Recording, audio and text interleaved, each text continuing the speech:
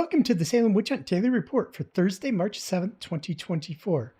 On March 7th in 1692, Governor William Phips and Minister Increase Mather left London for a slow return to Boston after receiving a royal charter for the province of the Massachusetts Bay, replacing the old charter which had been revoked in 1684. Meanwhile, on March 7th, ministers convened a meeting in the Harvard College Library to talk about religious revival.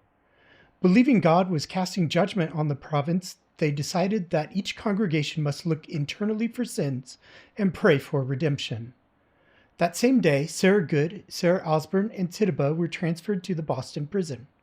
Now, the jails in Essex County, Massachusetts in 1692 were wood buildings, but the Boston prison was made of stone.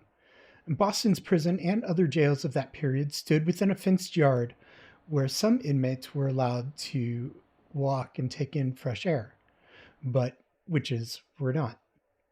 A man named John Arnold was in charge of the Boston prison at that time, and he lived in a house on the site where he sometimes boarded rich inmates who were able to buy their way out of the dungeon.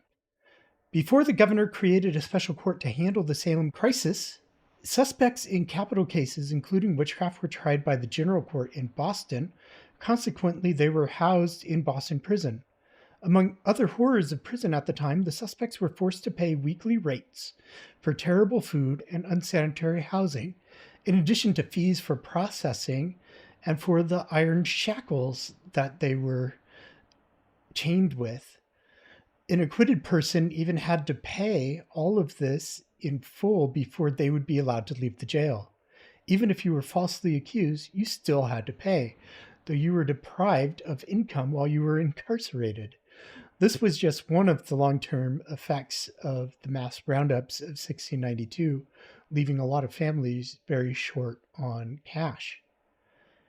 That's today's report. Have a great today and a beautiful tomorrow.